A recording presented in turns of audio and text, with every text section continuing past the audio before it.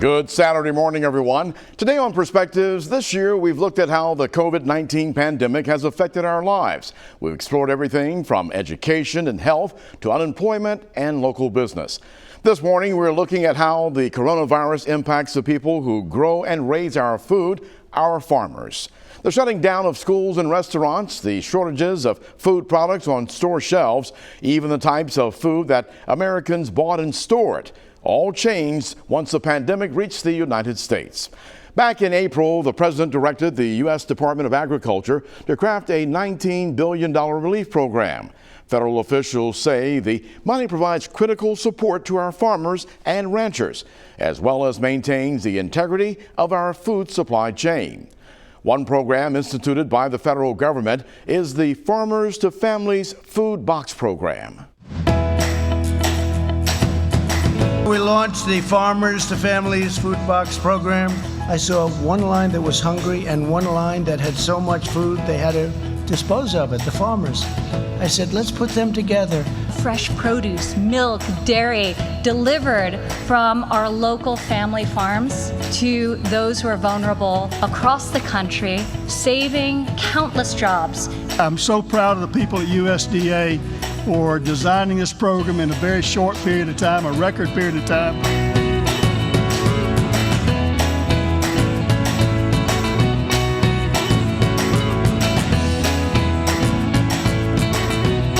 With this program, it's really been able to save our business, and we're also feeding people that are out of work.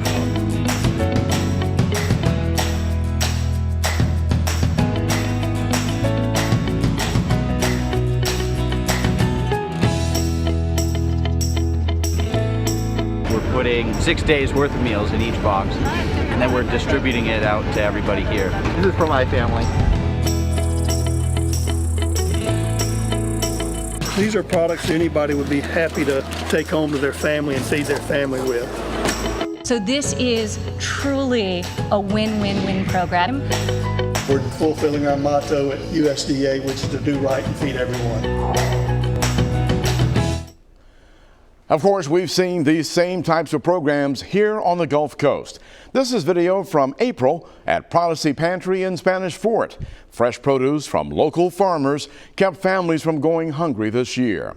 Pantry officials say that of the more than 80 tons of food supplies given out to needy families, 35 tons have now been fresh local produce. While farmers do their part to help those whose incomes have been wrecked by COVID-19, they also continue to struggle with a big financial burden. Prices and market supply chains have been impacted as well, and that hurts the men and women who grow and raise fruits, vegetables, and livestock. Joining us this morning is Art Sessions, president of the Mobile County Farmers Federation. He's also a third-generation Mobile County farmer. And also with us today is Oliver Washington, a greenhouse ornamental plant farmer at Shore Acres Plant Farm. Mr. Washington is also a third-generation Mobile County farmer. Perspectives continues after this very quick break.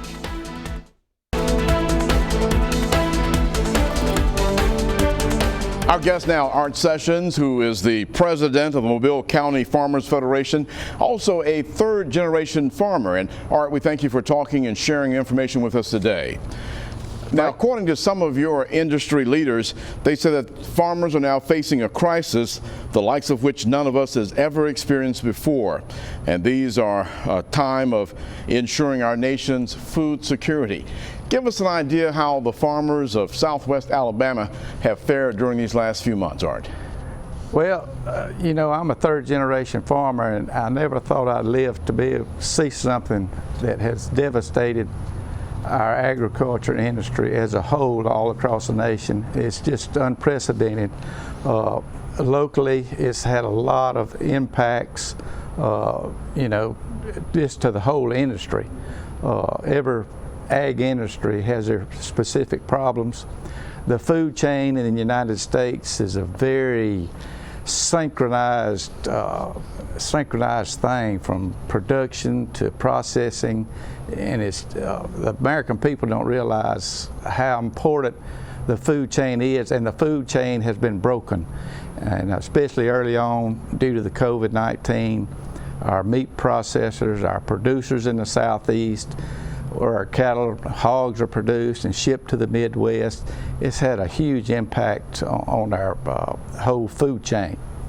Now, I know you've heard the stories from both your dad and your grandfather about some of the challenges of the past, and they talk about this one being in the same boat, so to speak, with the Depression and that Great Recession that started in 2008. Give us an idea of the things that you farm and how you've seen the effect of this COVID-19 situation. Yes, we're a vegetable producer. We're a very diversified farm. Our farm is. We our vegetables, our cotton, our cattle, peanuts. You know, prior to this COVID-19, agriculture was already struggling a little bit, but the economy was very strong. When the COVID hit, as we're vegetable producers, we have a lot of collards and cabbage. Well, when the COVID hit, we sell to a lot of people on the coast. Well, when that thing hit, we lost our markets.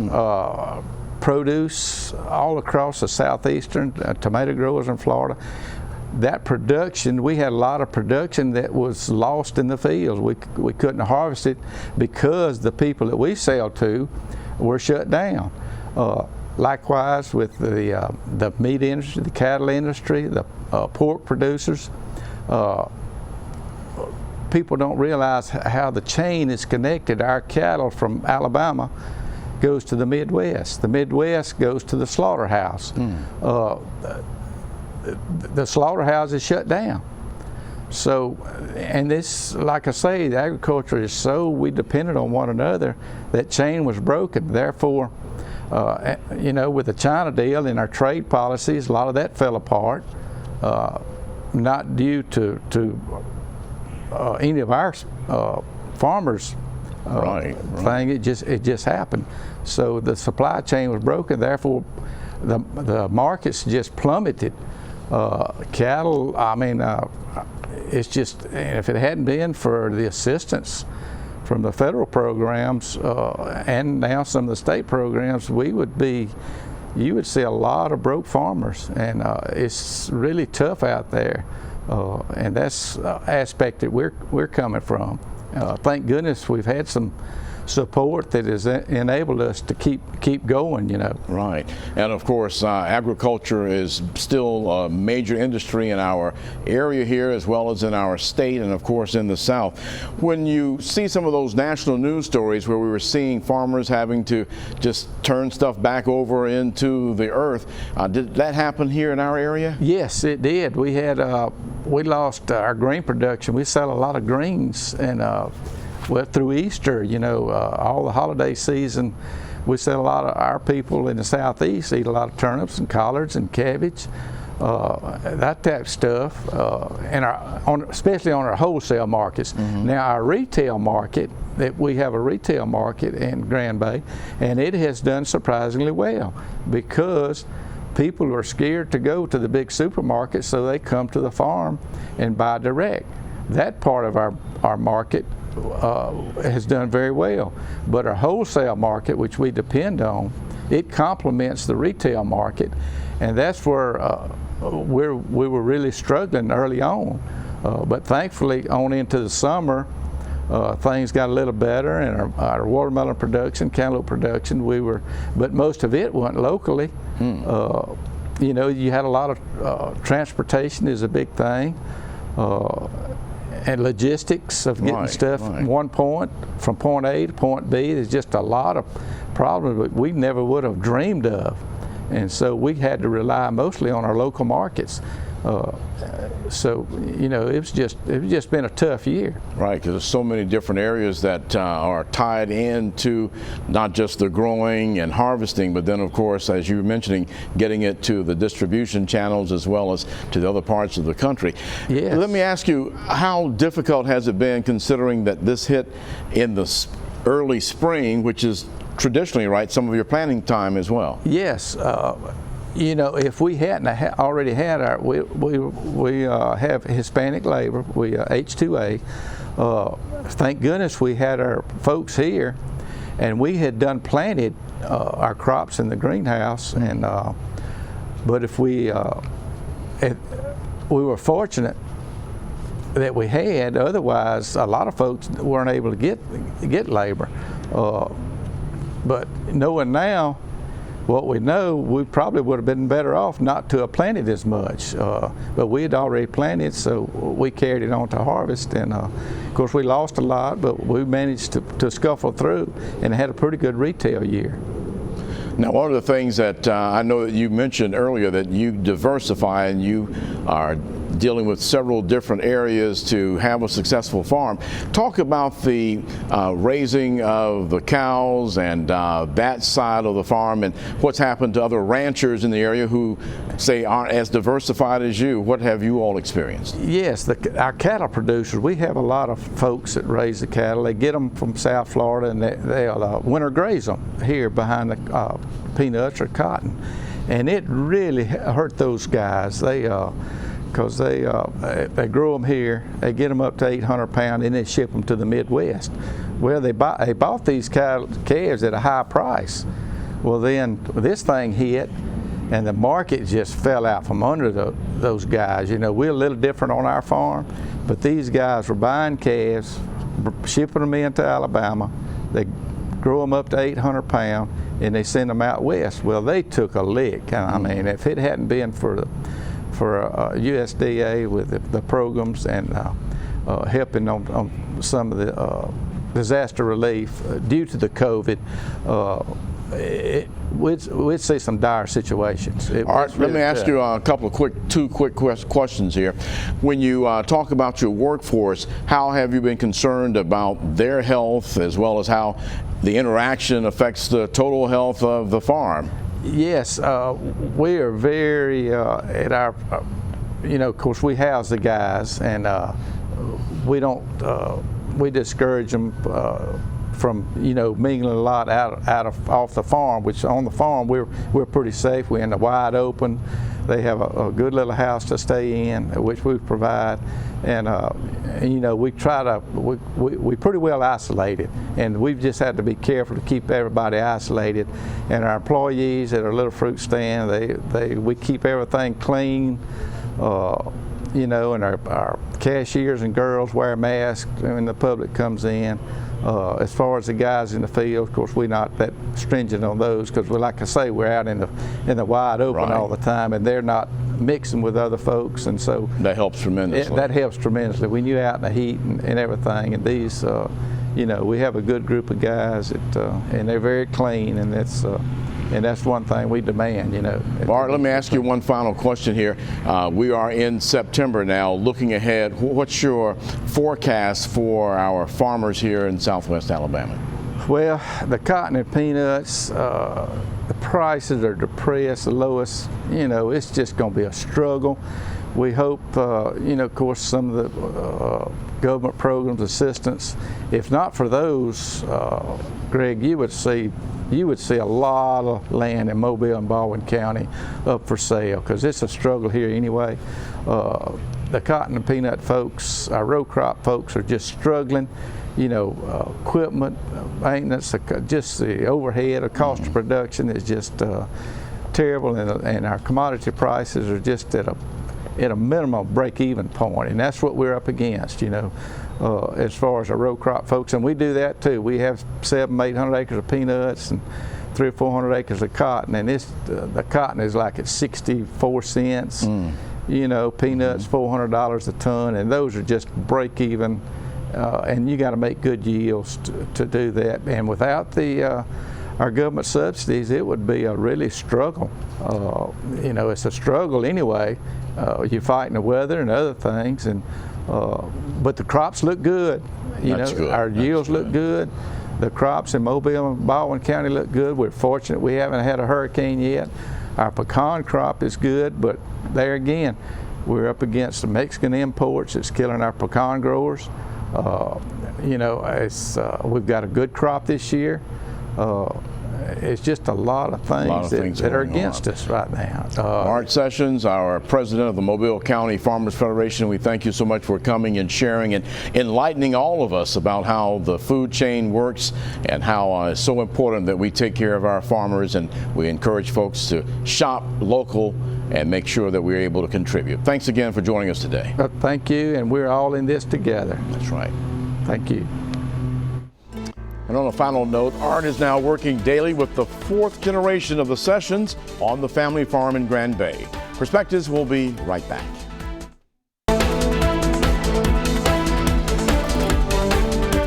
Joining us now, Oliver Washington IV of the Shore Acre Plant Farm. And Mr. Washington, thanks so much for joining us today to talk about what's going on due to COVID-19 for many of our farmers in the area. Give us an idea, when we talk about the type of farming you do, how you've been affected due to the COVID-19. Thank you, Eric. COVID-19 has affected my business mostly through just the walk-up traffic and of day-to-day customers. The overall picture, how it affects the nursery industry, I'm a wholesale greenhouse operator that sells to chain stores in the regional area.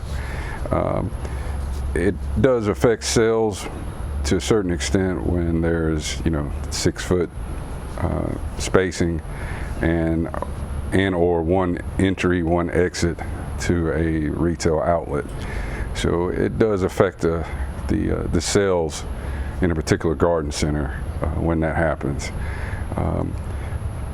Overall, it was basically COVID forced people to stay home and concentrated on their yards, and it made my industry, I guess, kind of a boom concept to it. So it did help out. Well, it's interesting how your industry talks about it. They say that it was the toughest spring ever, but also one of the busiest times in the industry. That's kind of interesting how that has worked out. It does, and protocols and just being overall just healthcare and keeping your employees healthy and safe at the same time made it hard. But it did put a lot of pressure on us, and it was very busy for us these last months here during COVID. Well, give us an idea about the adjustments for your employees, because of course that's been one of the concerns about large industries and numbers of people working together. How have you dealt with that? Yes, since we're an outdoor facility, checking temperatures and just sterilizing all type of break rooms, bathrooms, just office equipment that we use on a day-to-day basis. Since we deliver our own product, we have our own truck fleet that we had to keep drivers healthy, so we do have a outlet to move our product. Internally at the farm there, just maintaining a good core set of protocols for safety and health, it really helped us out. I would say the workforce was reduced due to COVID. We have about 40 people that are peak period at the farm there. I think we were reduced by half of that due to COVID, but just keeping everybody healthy and happy and safe at the same time. Would you say that you drew on a lot of the experience that you got from your father and your grandfather in this industry to get through this time? I would say this is a new facet.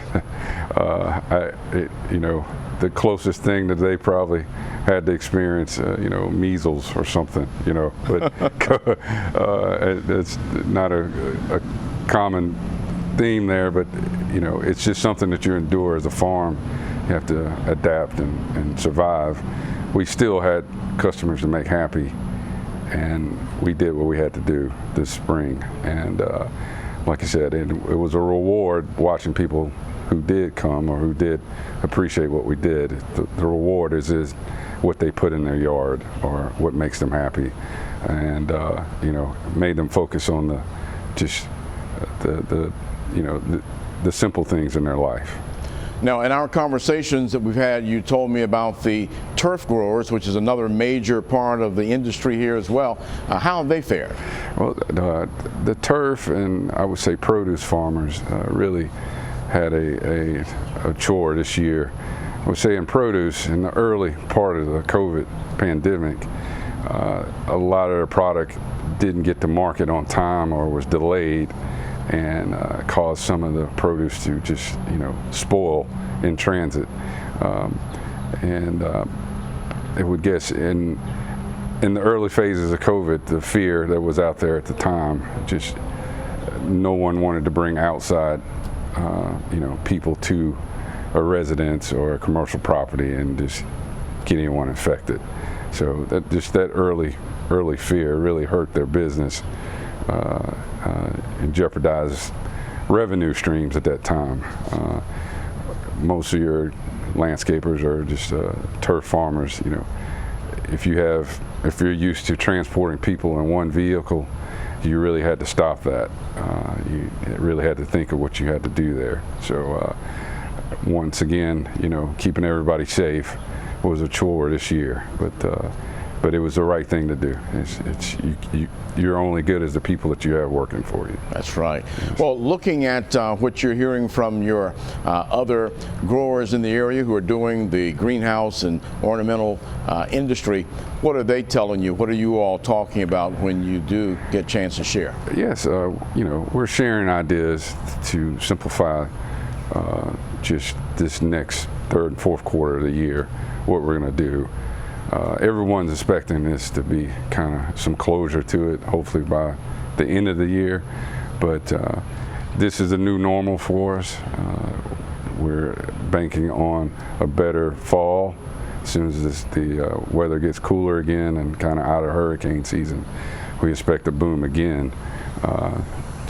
People back gardening again. And hopefully this, the demand stays like this into 2021, and just we have a better 2021 for everyone. Do you have any concerns about your workforce? Are you rotating some of the immigration force that comes in to work in the industry? Yes, I am. We phase in people between 10 and 4-month periods to accommodate that.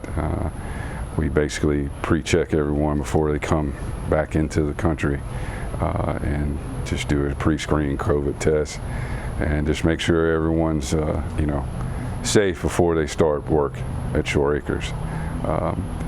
Like I said, we don't need to infect the internal employees that are there now, and it's just something that the new normal, as I just spoke about, that we have to go through.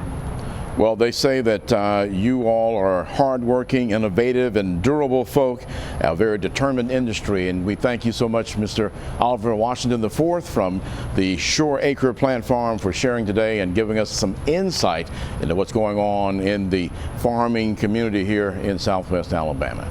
Thank you, Eric. Thank you for having me. Thank you very much. You're welcome. And once again, Oliver Washington IV, the third generation of his family in their plant farm. Perspectives continues in just a moment. We thank you for joining us, and next up on Perspectives, the Southwest Alabama Partnership for Training and Employment. Local businesses can receive money to pay their trainees in a skilled OJT program, and students get the money that they need to get the training and education for a career. That's next Saturday at 9 a.m. I'm Eric Reynolds. Have a great week.